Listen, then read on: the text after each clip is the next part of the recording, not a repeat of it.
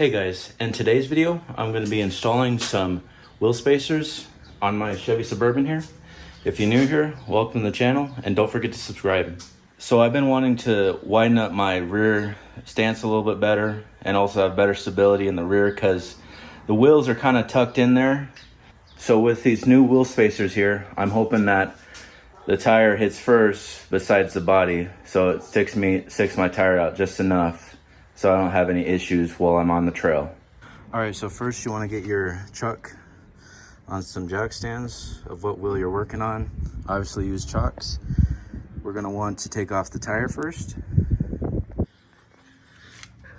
Then once you get the tire off, you want to clean off the mating surface with a wire brush or whatever you want to use. If you want to use a wire wheel. If you have any issues taking off the tire, you could use Kroll oil. I've always used it and never failed me. So let's get to brushing. Then once you get that cleaned off, we could install the wheel spacer and torque it down. All right, then install the wheel spacer. And the torque spec for this configuration, I have a 7/16 by 20 stud thread, and you want to go in a crisscross pattern when you tighten up. And the torque spec on the website was 80 foot-pounds for this one.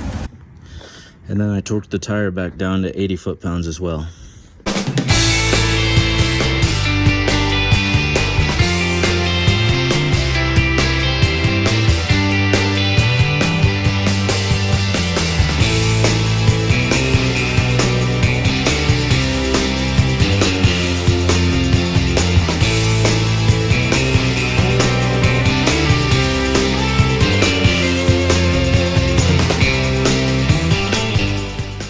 So if you like this video, please give this video a thumbs up.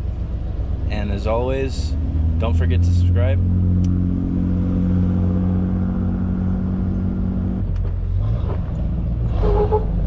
Your locker's working.